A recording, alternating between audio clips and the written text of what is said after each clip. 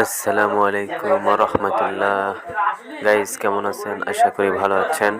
আজকে মিষ্টি পান বানানোর কৌশল দেখাবো। তো চলুন দেরি না করে আজকের ভিডিওটি শুরু করা যাক।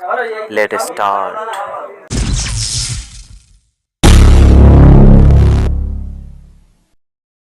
তো দর্শক, মিষ্টি পান বানানোর জন্য অনেক রকমের মশলা আছে।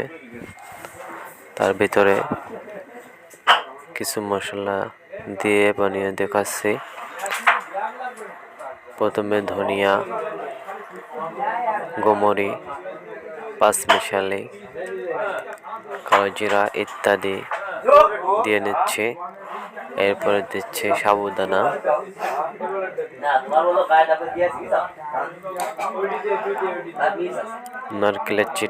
নারকেলের চিটা বিভিন্ন রকমের পাওয়া যায়, বিভিন্ন রঙের পাওয়া যায়, সাদা, কালো, লাল, নীল, সবুজ ইত্যাদি। তা যত রকম পারবেন দিয়ে নেবেন অল্প অল্প করে। এরপর হচ্ছে তারা চাঁদ,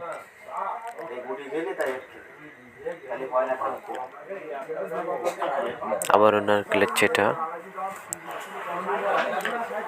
এরপর দিচ্ছে মুরব্বা কুচি।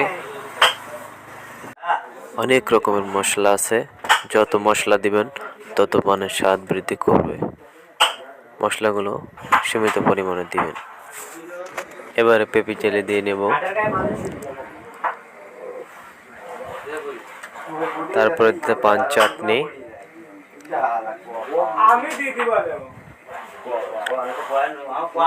এবারে দিয়ে নেব মুরব্বা,